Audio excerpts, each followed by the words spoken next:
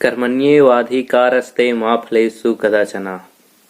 नमस्कार दोस्तों, आपने ये भगवत गीता का जो श्लोक है आपने जरूर सुना होगा। भगवान श्री कृष्ण कहते हैं कि मानव का अधिकार सिर्फ कर्मों में है, उसके फल का चिंता करने में नहीं। लेकिन दोस्तों, परिस्थिति ऐसा है कि जितने भी सेवंथ जेपीएससी का एग्जाम दिए हैं, इंटरव्यू दे के आए हैं, तो कहीं ना कहीं सभी इंतजार कर रहे हैं कि मेरा रिजल्ट क्या होगा। और ये जो इंतजार का घड़ी है, ये चिंता करना या रिजल्ट के बारे में सोचना स्वाभाविक सी बात है। सभी लोग बेसब्री से काफी इंतजार कर रहे हैं अपना रिजल्ट का। लेकिन मैं सोचा था कि रिजल्ट के बाद ही आप लोगों के समझ में वीडियो लाऊं, लेकिन आप लोग जो इस तरह का कमेंट कर रहे थे, आप लोग का इतना सारा मैसेजेस आ रहा था कि मुझे रिजल्ट से पहले वीडियो लाना पड़ रहा है।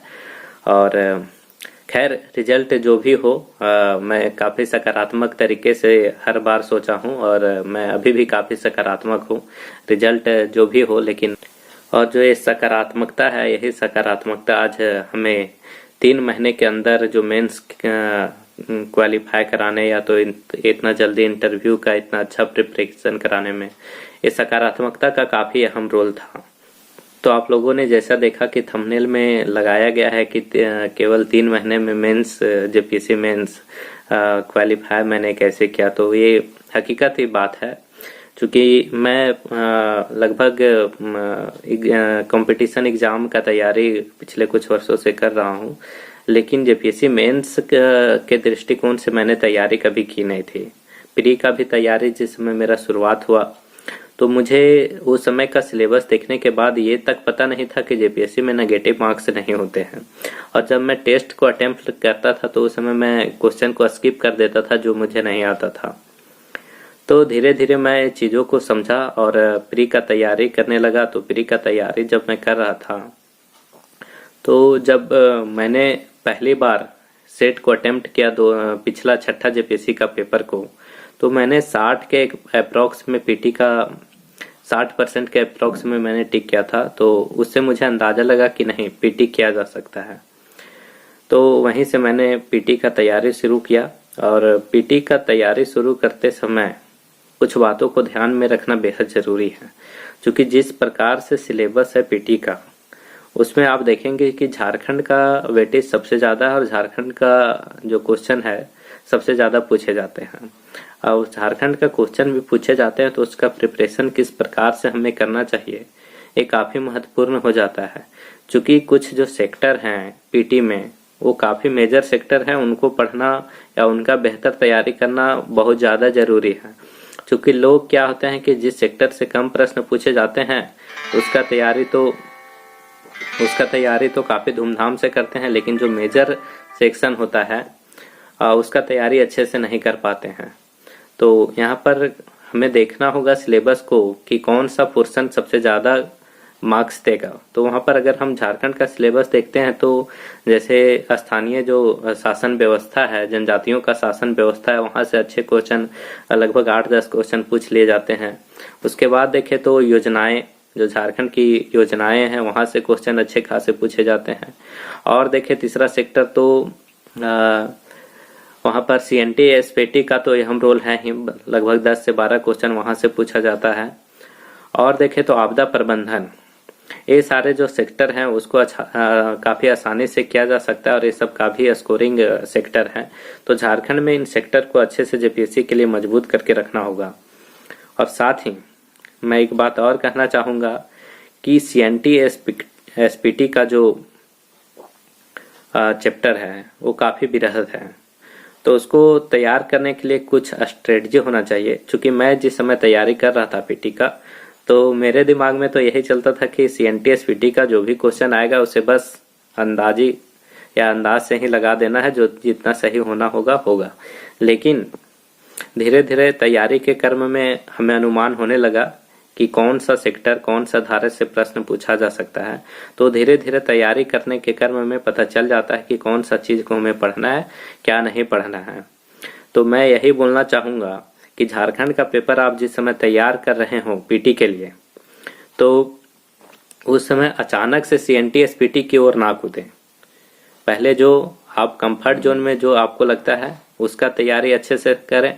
उसके बाद कुछ अंतिम समय में ही, कुछ अंतिम समय कहने का मतलब है जब एग्जाम से 1 महीना लगभग बच जाता है, उस समय से आप CNT SPT को ध्यान दें और उसका जो की है उसको पकड़ने का प्रयास करें। आखिर CNT SPT में कौन सा धारा ज़्यादा पूछा जा सकता है, तो वो जब एग्ज़ाम होगा उससे पहले मैं उससे रिलेटेड भी वीडियो ला दूंगा कि कौन सा सेक्टर को CNT SPT में अच्छे से करना है। तो इसका फिक्र आप लोग को ज़्यादा नहीं करना है। अब बात आती है कि उसका जो जनरल GS का पेपर है उसको कैसे करें। तो वहाँ पर भी पेपर देखे तो 10 क्वेश्चन तो झारखंड का रहता है और बाकी क्वेश्चन जो GS का रहता है उसमें बहुत सारे सेक्टर हैं।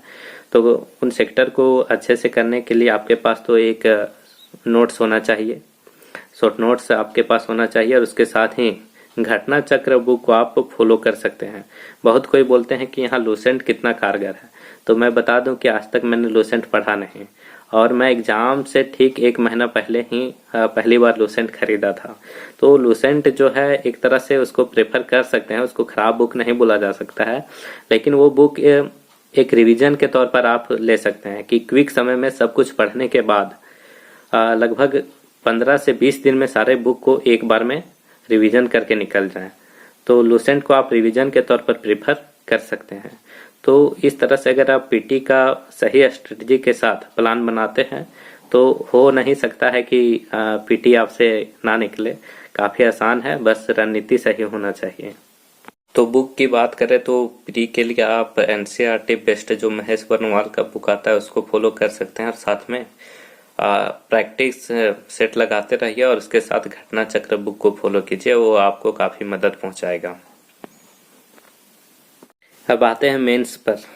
तो सबसे पहले अपने मन से, अगर आपके मन में डर बैठा हो कि हमसे मेंस ना हो पाएगा, तो ये डर को निकाल दीजिए और ये डर को निकाल दीजिए। चूंकि मैंने पीटी लिख के आया उसके बाद ही मेंस का तैयारी शुरू किया। हाँ, लेकिन जैसे मैं पीटी का एग्जाम दिया और पीटी लिख के आने के बाद ठीक दूसरे दिन से मैंने मेंस का तैयारी शुरू कर दिया। और मेंस का तैयारी शुरू करने का सबसे पहला जो रणनीति का जो पार्ट है उसमें सबसे पहले आपको सिलेबस को अच्छे से समझना होगा। तो सबसे पहले आपके हाथ में सिलेबस होना चाहिए और सिलेबस को इस कदर से आपके दिमाग में बैठा लेना होगा कि एक एक चीज, जैसे अगर हिस्ट्री का एंशिएंट पार्ट है तो उसमें कौन सा टॉपिक पढ़ना है, मेडिएबल है तो उसमें कौन सा टॉपिक पढ़ना है, मॉडर्न है तो कौन सा पढ़ना है, झारखंड का हिस्ट्री है तो उसमें कौन सा टॉपिक पढ़ना है और किस रणनीति के साथ पढ़ना है वो ध्यान में रखना होगा। क्योंकि हम लोग के सामने जिस प्रकार का परिस्थिति था, पीटी के बाद केवल 3-4 महीने का समय मिला मेंस का तैयारी करने के लिए। तो उस क्रम में जैसे अगर हिस्ट्री का 4 पोर्शन है तो चारों पोर्शन से एक एक प्रश्न पूछे जाते हैं, उसमें से आपको 2 करना है, जैसा कि आप लोग जानते भी होंगे। तो वहां पर मैंने एक पोर्शन को स्किप करके चला था, मेडिएबल को। मैंने एंशिएंट को अच्छे से तैयार करके रखा था और एक झारखंड का जो पार्ट था उसको अच्छे से तैयार करके रखा था। लेकिन मैं वहां एक बैकअप के तौर पर मॉडर्न हिस्ट्री का भी कुछ पार्ट को करके रखा था और वही काम दिया भी। मैंने वहाँ एंशिएंट के क्वेश्चन को नहीं किया बल्कि मॉडर्न के ही क्वेश्चन को अटेम्प्ट लिया था और एक झारखंड वाले क्वेश्चन को अटेम्प्ट में लिया था। और साथ ही साथ हिस्ट्री के अलावा जो खोरठा का पेपर, एक लैंग्वेज पेपर मेरा खोरठा था, वहाँ पर बाकी अन्य सब्जेक्ट भी आप चुन सकते हैं, लेकिन मेरा लैंग्वेज पेपर खोरठा जो था पेपर 2, वो मैं पीटी से पहले ही लगभग तैयार करके उसको रखा था। मतलब मेरा खोरठा का पेपर काफी तंदुरुस्त था, काफी मजबूत था, काफी पहले से ही। तो वो मेरे लिए काफी बोनस पॉइंट हुआ और उसको तैयार करने में मुझे एग्जाम के समय ज्यादा एफर्ट नहीं लगाना पड़ा, क्योंकि मैं उसके लिए पहले से तैयार था। उसमें एक पेपर होता है क्वालिफाइंग, जिसमें हिंदी और इंग्लिश का 50-50 मार्क्स का क्वेश्चन पूछा जाता है। वो जस्ट फॉर क्वालिफाइंग होता है। मैं उस पेपर के लिए बोले तो 1 घंटा भी पढ़ाई नहीं किया, केवल मैं उसका 6ठा जेपीएससी का पेपर देख लिया था कि इसमें किस प्रकार से प्रश्न पूछे जाते हैं, और बस उस प्रश्न को देखने के बाद मैं अंदाजा लगा लिया था कि इसमें क्वालिफाई करना मेरे लिए काफी बड़ा चुनौती नहीं होगा। इसलिए मैं उस पेपर की ओर ध्यान कभी नहीं दिया। चूंकि समय भी बहुत कम था, अगर मैं क्वालिफाइंग पेपर को ही तैयार करते रह जाता तो बाकी पेपर अच्छे से नहीं हो पाता। उसके बाद अगर इकोनॉमी की बात आती है तो इकोनॉमी के लिए मैं कुछ क्लासेस को ज्वाइन किया था और उससे काफ़ी मदद मिली थी, लेकिन मैं उसे करंट से जोड़ने का भरपूर कोशिश किया। और उसके लिए जो डेटा की बात आती है तो एक बार बीच में रिजल्ट कैंसिल कर दिया गया था पीटी का, तो उसी बीच में आर्थिक सर्वेक्षण की रिपोर्ट आई थी। तो और आर्थिक सर्वेक्षण की रिपोर्ट को मैं काफ़ी अच्छे से उस डेटा को कलेक्ट करके रखा था और मुझे जहाँ भी मौका मिला इकोनॉमी के पेपर में उन डेटा को काफ़ी अच्छे से प्रयोग किया और मुझे लगता है कि वो सारी चीज़ें मुझे काफ़ी मदद पहुँचाई मेंस में। और बाकी बात जो साइंस का पेपर था, आपने क्वेश्चन देखा होगा, क्वेश्चन का स्टैंडर्ड देखा होगा, तो काफ़ी क्वेश्चन जो मेंस के पेपर होते हैं देखने में काफ़ी सिंपल होते हैं, लेकिन उसे सही ढंग से हैंडल करना, सही तरीके से टैकल करना, किस प्रकार से उसे लिखा जाए कि एग्जामिनर प्रभावित हो और अच्छे से अच्छे मार्क्स दे, तो ये चुनौती होता है एग्जाम में। और दूसरी बात कि एक दिन में दो पेपर का एग्जाम हो रहा था, तो वो भी एक चुनौती के जैसा ही था। लेकिन इन सभी चुनौतियों के बीच में से आपको अच्छे से स्मार्ट वर्क करके काम करना है। बोलते हैं ना, अगर कम समय में आपको मेंस क्वालिफाई करना है तो आपको गधे जैसा पढ़ने की ज़रूरत नहीं है, आपको स्मार्ट वर्क करना होगा। तो स्मार्ट वर्क करने का मतलब है कि चीज़ों को अच्छे से समझिए, उसका की कोई भी टॉपिक पढ़ रहे हैं तो उसका की जरूर तैयार कीजिए। अगर आंसर को 5 से 6 से 7 पेज में लिखना है तो उसका एक की पॉइंट, जिन पॉइंटों को डील करना है उसका एक शॉर्ट नोट्स जरूर बनाइए, ताकि एग्जाम अगर नज़दीक भी आता है तो केवल उन पॉइंट को अगर हम देख लें, उसके बारे में तो आप पढ़े होंगे और एग्जाम से ठीक पहले अगर उन पॉइंट को भी आप देख लेते हैं तो आप बेहतर आंसर लिख सकते हैं। तो ये सब रणनीति का हिस्सा है और ये सब रणनीति के हिस्से में ये सारी चीज़ें होनी चाहिए ताकि आप अच्छे से मेंस को लिख पाएँ। और भी काफ़ी सारी चीज़ें हैं कि मेंस में किस प्रकार से आंसर राइटिंग किया जाए, तो वो सारी चीज़ें मैं उन सारी चीज़ों को मैं क्वेश्चन जो सांतवा जेपीएससी का था उन क्वेश्चन को मैं कभी आप लोग के सामने लाऊंगा और मैं किस प्रकार से उसमें आंसर राइटिंग किया, उन क्वेश्चन को कैसे लिखा था, वो मैं आप लोग के सामने बताऊंगा। इसके लिए आप चैनल से जुड़े रहिएगा, जब भी मुझे मौका मिलेगा, जब भी समय मिलेगा, मैं उसके लिए वीडियो बना दूंगा कि कौन सा क्वेश्चन था, कौन सा क्वेश्चन को मैंने कैसे अटेम्प्ट लिया था। हाँ, चूंकि एग्जाम हॉल में आपको सारे क्वेश्चन को नहीं करना रहता है, तो कौन सा क्वेश्चन को करना है ये भी काफ़ी महत्वपूर्ण है।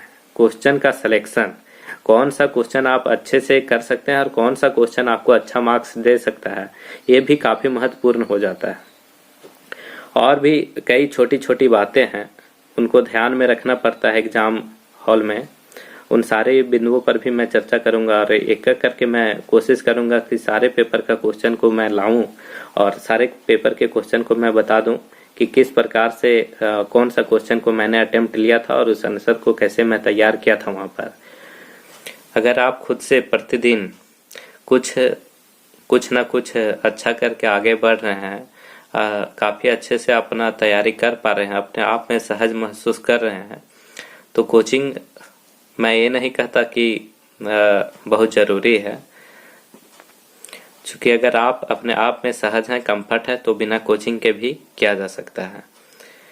क्योंकि मैंने मेंस के समय भी टेस्ट सीरीज तक ज्वाइन नहीं किया था और टेस्ट सीरीज ना ज्वाइन करने का वजह था कि मेरे पास कंटेंट उतना ज़्यादा था नहीं, इसलिए मैं कंटेंट को मजबूत करने में लगा हुआ था।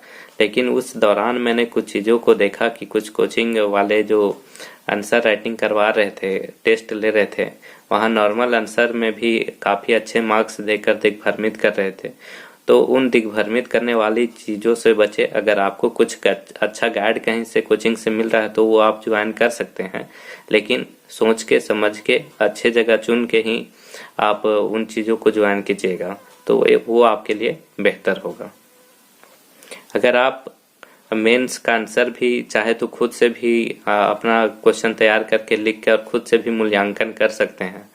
अगर आप आंसर को पढ़ेंगे और देखेंगे तो आप खुद में भी ये मूल्यांकन कर सकते हैं कि मेरा आंसर किस प्रकार से है और कितना अंक दे सकता है। तो अगर आप सिविल सेवा का तैयारी कर रहे हैं तो मेरा मानना है कि सबसे पहले तो आप जीवन में सकारात्मक रवैये को अपनाएं। अपने जीवन शैली से लेकर खान पान जहाँ भी होता है आप हमेशा सकारात्मक सोचें, क्योंकि अगर आप सकारात्मक नहीं होते हैं तो आप सिविल सेवा में टिक नहीं सकते हैं।